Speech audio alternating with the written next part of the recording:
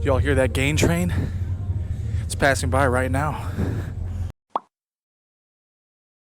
Yo, what's going on? Kuma Corporation, welcome back to another gym vlog. I'm gonna be real with you guys. I always love to be real with you guys and girls, all of you out there. I really didn't want to film today. I really didn't want to make a gym vlog today. I came up to the gym, got into the parking lot, and I just felt absolutely terrible mentally, right? So I do have issues with depression. I do struggle with that kind of stuff. I'm not going to get into specifics of why in particular, because if I do, it's, well, for lack of better words, it's depressing. Not just for me, but, you know, for outside spectators looking in, what my situation is and everything. It gets pretty depressing. So I really wasn't feeling mentally there today, but you know, I'm just gonna do what I do, and we're just gonna keep it real with you all. And so the purpose of today's vlog is really to tell you that, like, you know, you're never gonna have perfect days every single day, right? And this is applicable to life in general. You're never gonna have a perfect day. You're never gonna have a perfect life every single day, right? There's always gonna be something that may get in your way, something that may put you down, right? Again, like I said, the purpose of today's video is to tell you all that things get better. And even if, let's say, like you also struggle with depression like myself, even if you do feel like mentally drained, even if you do feel not 100% in terms of your physical capabilities in the gym, just know that it's just a day. You're gonna move past it. You're gonna do what you have to do, and don't let it stop you from achieving your goals, right? So for myself, you know, my goal right now is to cut. That's what this, you know, third cut playlist is all about. And honestly, my weight has stalled dramatically, right? So after I got sick a few weeks back, I did drop down to like 227, 228, and that was awesome. But ever since I started recovering from being sick, you know, leading up to this point right now, I've gained a lot of the way back, and it's really depressing. It's really sad to think about. But anyway, that's not what I'm depressed about. So don't think like that's what's the problem. Anyway, the point is, don't let setbacks hold you back, right? So just keep pushing forward. Keep doing what you got to do. We're gonna do a push day, and I'm starting out on the Dynabody power press. I actually warmed up on the incline press, the one that I like. I've talked about it before, and that actually didn't feel good. So my AC joint is definitely still kind of messed up. But in any case, we're just gonna do what we do. Oh, by the way, I did figure out that on this, it actually feels the best. I feel the best stretch, contraction, everything when I grip this fourth bit right here, and I actually arch my back a little bit. So I arch and squat down just a little tiny bit, just like this. And this is what gives me like the almost perfect position for this exercise.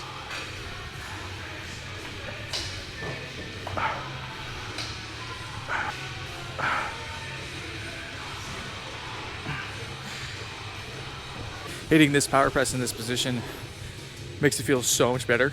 It already felt nice when I first started using it, but now that I figured this out, exactly where to grip and, you know, how to get the arch going, get that little eighth squat going, it feels phenomenal, and there's literally no pain. So I think a bulk of the pressing work that I'm gonna do is gonna be on this side of body moving forward.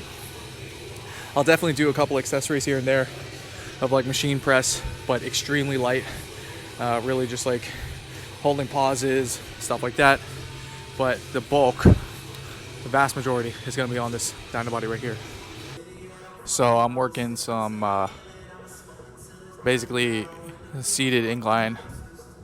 It's on the hammer strength, and you know, I used to use this machine a lot back when I was working out and training at Lifetime.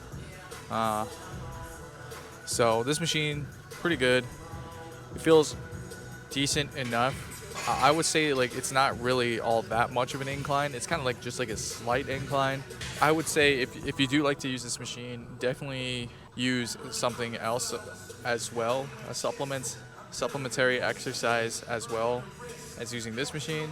Just because you're not going to be working that clavicular head of the pec as much on this machine, you can, if you drop the seat lower than what's recommended, but I find that that position, that direction of press is very uncomfortable. So if you do like using this is a great way to build up some strength. If you're trying to make your incline bench press, for example, blow up in strength. But I would definitely also utilize something else, something with a bit of a higher incline. So if you're doing some prone work, so if you're not prone, sorry, if you're doing some supine work, right, like on the bench, for example, try to utilize something that has more of like a 45-degree-ish angle, or even higher sometimes. Not too high, because then you get into the territory of, working that front delt, working the front delt harder. But yeah, you get what I mean. Anyway, this is a great machine. Feels nice. Normally I would go unilateral on this machine, but it is kind of hurting. So I found that going bilaterally kind of alleviates some of that tension on the shoulder. So that's what I'm doing. That is what I'm doing.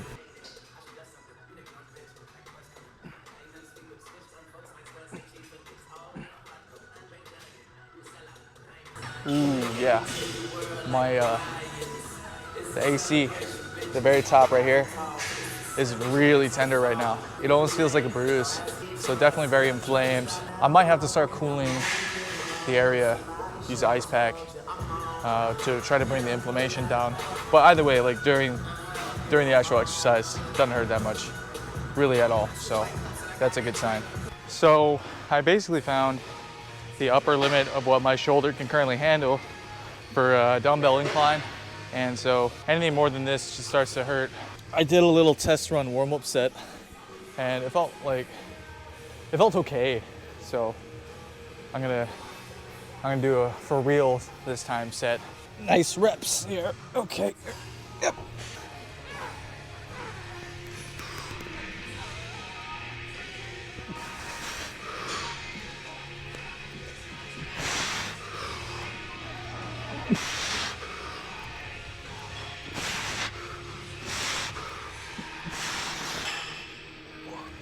Oh, not bad.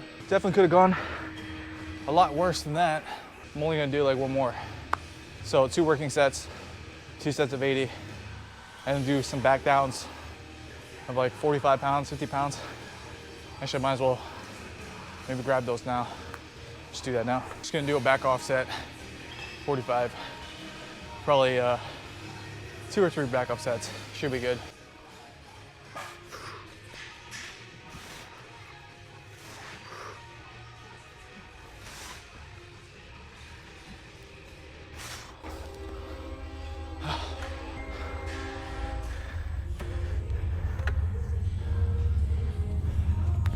Y'all hear that gain train?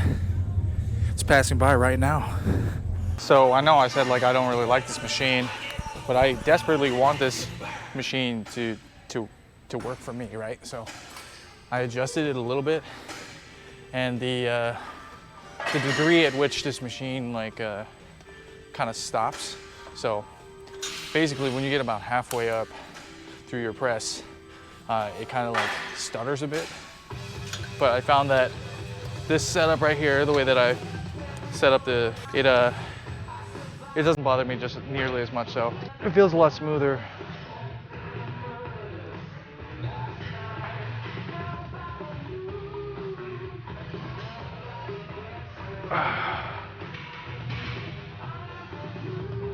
Basically, I just can't go all the way up, because if I do, this top bit on the machine, which I guess you can't really see, hold on.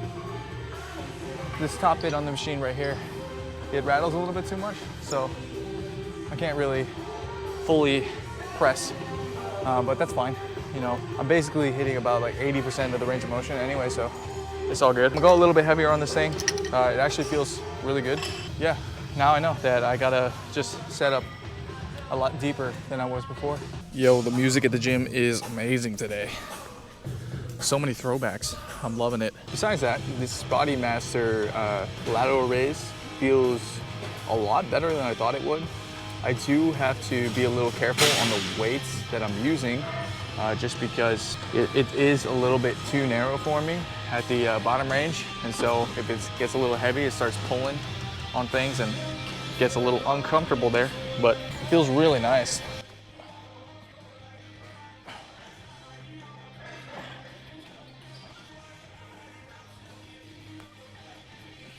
This is just another one of those exercises that I just, spam to failure. I think I do need to be careful about the volume that I've been utilizing lately. Yesterday, my forearm and bicep cramped so hard, so violently, that it felt like my muscle was tearing off the bone almost.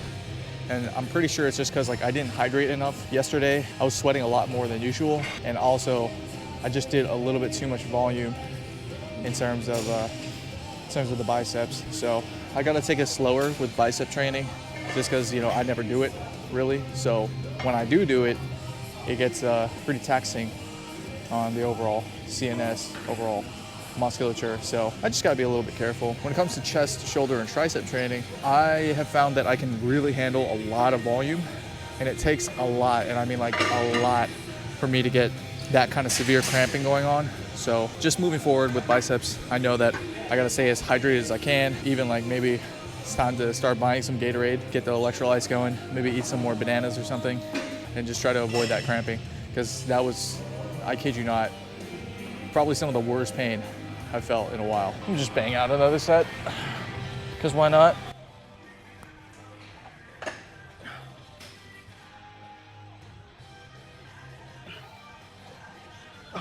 So this will be the last thing I'm doing for shoulders. I'm gonna move on to the triceps after this, and I'm pretty much just gonna be working cables, and I'm not gonna film that just because, what's exciting about a tricep push down, right?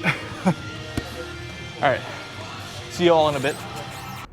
All right, well, thank you for watching today's gym vlog. If you have anything you want to ask me in the comment section, please feel free to do so.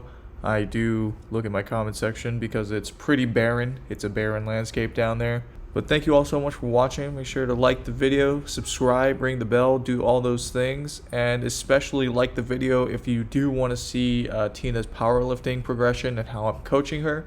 I can always cover that as a segment in these videos. All right, that's it for me. See you in the next one. Peace.